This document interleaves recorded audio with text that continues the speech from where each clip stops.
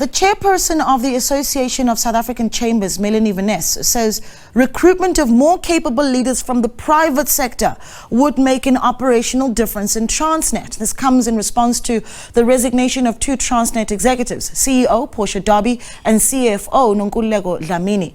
The departure comes after Transnet faced increased pressure from organized business bodies due to the group's worsening operational and financial performance. Well, this morning we take a broader look at the state of SOEs and their leadership.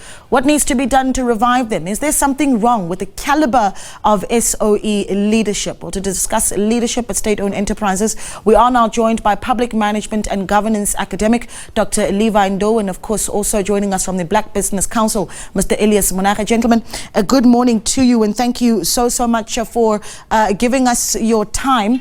Let's start with you, Mr. Monage, and ask you this.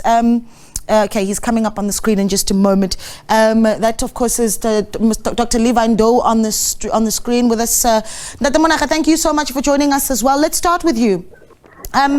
Yesterday, I spoke to Dr. Dlamini of Econometrics, and when I asked him this question, he said no surprises at all. Were you surprised by the news of the resignation of Portia? Let's start there. Yeah, I think that's correct. We were taken back by the resignation of Portia and the CFO with a sudden resignation from Transnet. Yeah, Dr. Ndou, I'm going to bring this one to you. I mean, were you also equally shocked? I mean, Dlamini essentially saying, well, it was bound to happen. Well, I wasn't shocked at all. It was actually bound to happen. If you look at the state of our own enterprises, if you look at the challenges that are faced by these entities, and the lack of leadership and proper governance and a lot of political interference in these entities, you would not get surprised with what has actually happened. Yeah, so what is the issue here? Dr. Monage, I'm going to come to you because you've got Melanie Vessel of the Association of South African Chambers saying, well, perhaps what we need is more leaders from the private sector coming in to run our state-owned entities. But is that the real problem that we have here? I mean, is the issue the caliber of who leads our state-owned enterprises?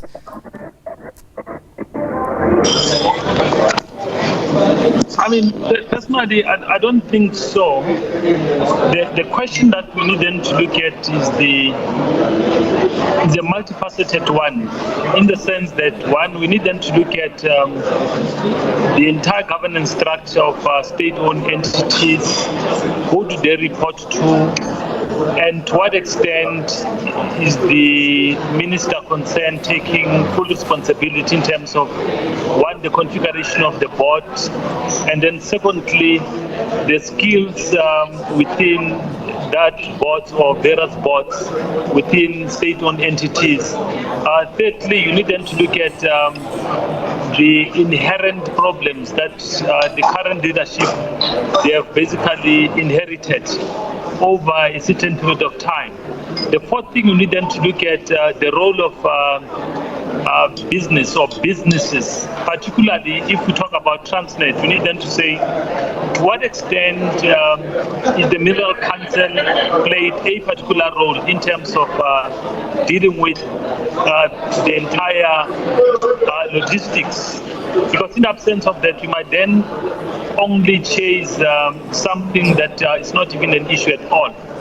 Because the role of the Mineral Council in terms of Transnet need then to be addressed, in the sense that if for the past period or so, some of the revenues that historically Transnet were basically making money, but they were then taken out of their stable in terms of private entities now providing a service. And that becomes a major financial constraints to Transnet. For example, if historically Transnet were providing security to the locals or to the entire logistics moving from A to B, and it's now given to private entities, it then means they've lost an income in terms of that aspect. So the point that I'm raising is that we need then to look at a holistic problem in terms of state entities, so that the leadership is one among others. The second thing is the business model, and the third part is the skills that is then required from workers on the ground to management, including even the minister responsible for all the state-owned entities. So those are some of the issues that I'm saying we need then to look at. And yes, of course, the last part would then be communities, the role of communities adjacent to the infrastructure for the locomotives or any other thing, because if the communities, they don't play a meaningful role, that becomes a problem in terms of the infrastructure being vandalized. They're not being part of providing any security to the entire thing. So Mr. Monage, I think we need to look at. One could, and I've lost your camera there, please could you switch it back on, but one could easily argue that all of these issues that you are raising, anyone who heads up an entity is going to say exactly what you've said, that those are the boxes they all need to tick. I think there's nothing, perhaps one could argue that, you know, we're going to hear this from every leader who takes over any entity. But are we overlooking something here, Dr. Ndou? I mean, one of the things that one analyst mentioned to the team when we proposed this discussion is you cannot have the discussion of leadership of state-owned enterprises without addressing the serious problem of what she calls political interference.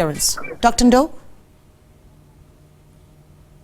Well, I think it is about going back to the basics.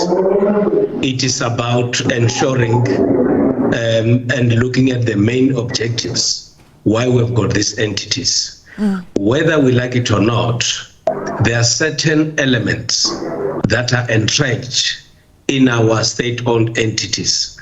One of those, it's about corruption, are issues related to state capture, and issues that are related to people that are employed in these entities not being able to do the work as expected.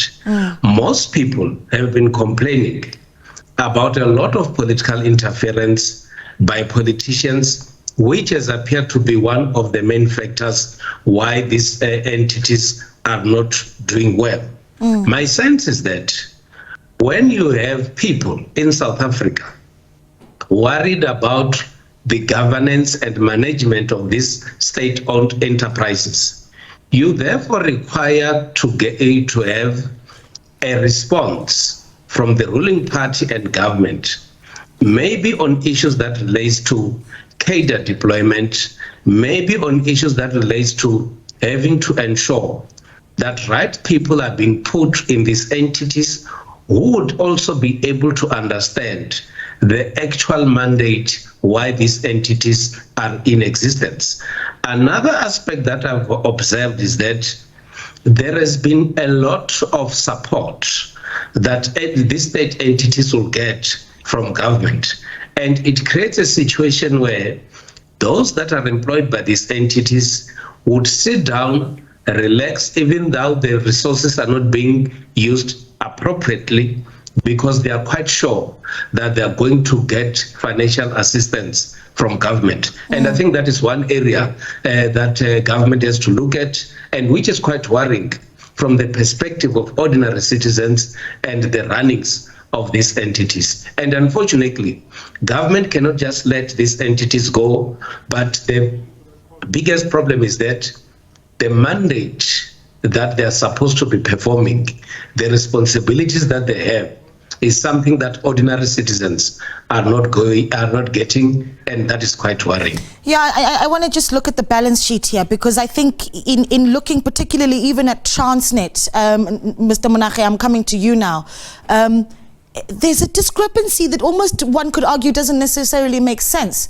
where in the financial year ending March 2023, Transnet made a profit of, rather a loss of 5.7 billion rand. The previous financial year, a profit of 5 billion rand. How are they making a profit of 5 billion rand one year and then a deficit of 5.7 the very next? So it seems to be that there might be even a discontinuation of operational systems. Is that an issue that we're seeing here? I think it would be difficult for me to comment on something that I'm not close to the fire in terms of understanding the reason and the rationale why there was a profit and now there was a loss. Safe to say, we need then to look at this thing holistically, as I said, because one of the things that we tend not to focus on is the extent of the business or businesses that Transnet have lost over accumulative periods. That's one of the things that we need then to ask ourselves those questions to say, have they lost a business? If they've lost a business, what is the accumulative revenue of what they've lost during that period? That's one thing. The second thing that we need then to say, again, to what extent is the implications for various other things that impede the entity to achieve certain things in terms of meeting their budget, because there must be reasons why they didn't meet their budget. And certainly, if there is a loss, we need them to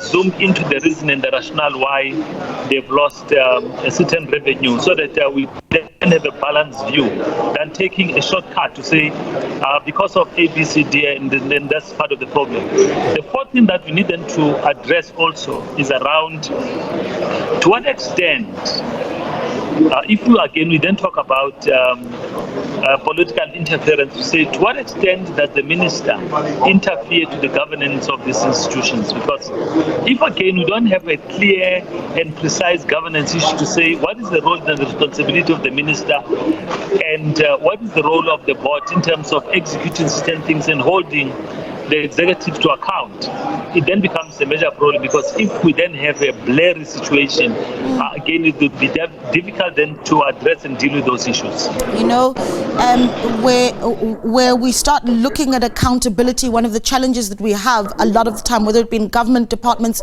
or in state-owned entities, and you'll hear it, and now, of course, we're not talking about corruption, but you'll hear even where the NPA has said, well, we've struggled to hold people accountable for what has gone on inside government departments, for instance, because the officials have then resigned, right? And I'm not saying that this is the case here, but there's something to be said about then who is held accountable when executives are resigning. Because I could argue that you've got a runaway train here, which is quite ironic, in Transnet, where you've got these challenges, but who is held accountable? Dr. Ndou, who do we then point the finger at and say, well, you need to get it right? Dr. Ndou, I'll give this one to you. Well, as clearly indicated by Mr. Monage, you have got the executives, you also have got the board. The board has got a responsibility to ensure that they exercise oversight role and perform their judicial responsibilities over the entire entity.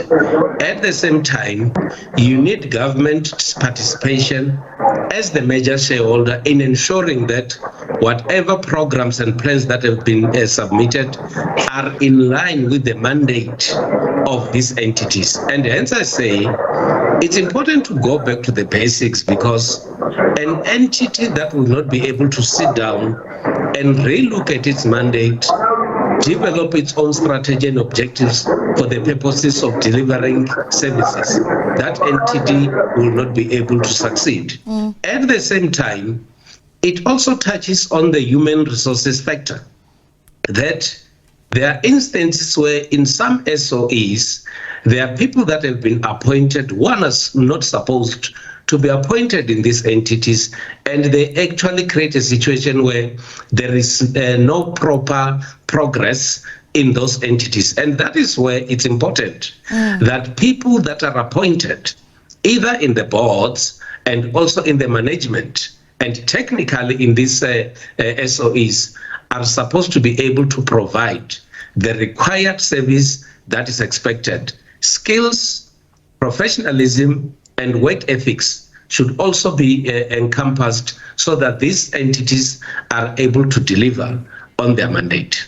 Yeah, Mr. Monage, I want to close it off with you, and maybe you can talk to us about what you'd like to see, because you certainly have a lot of ideas of what should happen at Transnet, but you yourself early this year, in July, turned down the opportunity to serve as a board member of Transnet. I mean, let's talk about why you made that decision, and then what's the way forward? I mean, what do you want to see moving forward to improve Transnet? Because there's a true cost of us not being able to get it right, correct?